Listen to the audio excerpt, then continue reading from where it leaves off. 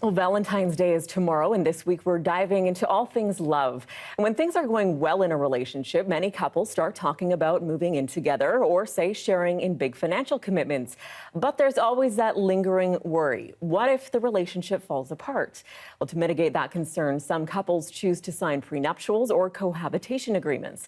Joining us now to talk more about this is Erez Aloni. He's an associate professor at UBC's Allard School of Law. So, Erez, firstly, who should be having these conversations about possible prenups or cohabitation agreements? Everybody. But since we live in British Columbia, so not only people who are about to get married, but also people who move in together, right? Because in British Columbia, people are recognized just like married couples after living in 2 years in marriage-like relationships. So if you are cohabiting with someone unmarried, you might need to start talking about this as well. So people are about to get married, people who live in married-like relationships, and who among them, right? Most people, but particularly people who might have assets from before.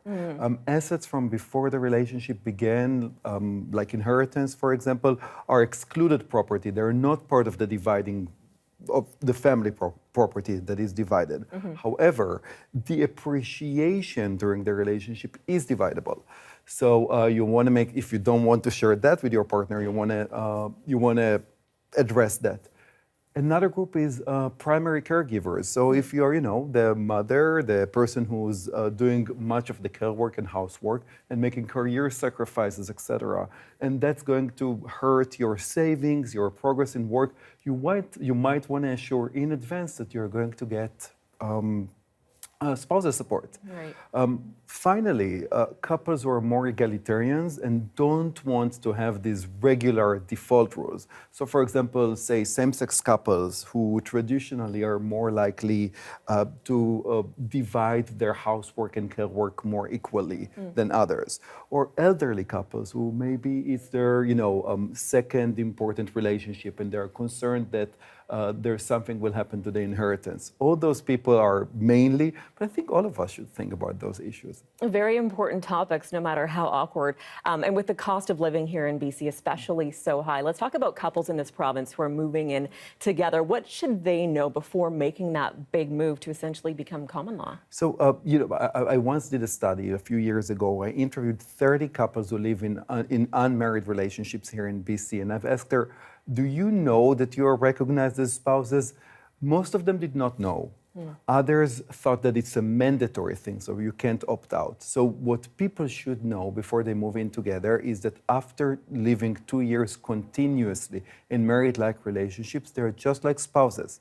So unless they're ready to accept all the type of obligations that other spouses, married couples have, they need to sign a cohabitation agreement, which means that it must be written and witnessed. Witness can be anyone, so you don't even necessarily have to go to a lawyer, but you just write it down, maybe you follow online, look at some resources, look at some templates, and you can do it by yourself, although if it's more complicated, you might want to consult a lawyer. All right. So no matter how perhaps awkward that conversation might be, you're saying it is encouraged for everyone to have those types of discussions. We keep framing it as awkward, and I understand why. And I'm not trying to sugarcoat the situation, because studies show that when you try to modify default rules, people might look at it as kind of like, why are you doing it? But think about it, it's the most important transaction of our lifetimes, right? And it's something that you can present it in a different way. You can say, look, let's talk about stuff. It might mean that you're very serious about your relationships. We do so many things in our daily lives, right? Like we file tax every year. We learn how to drive. There are so many important administrative tasks. This one is super important, more than your RRSP that you must have taken care of these days. So just maybe instead of thinking about it as awkwardness, think about it as being mature. It's not so exceptional. And if it's that awkward, then perhaps hire a lawyer. There are some lawyers that are less expensive than others and will know to do it with some mediation. Right. So there are steps to make it pragmatic, but also still keep that spark alive. Okay. Thank you so much for joining us. We really appreciate your expertise on this. Thank you. That's Erez Aloni. He's an associate professor at UBC's Allard School of Law.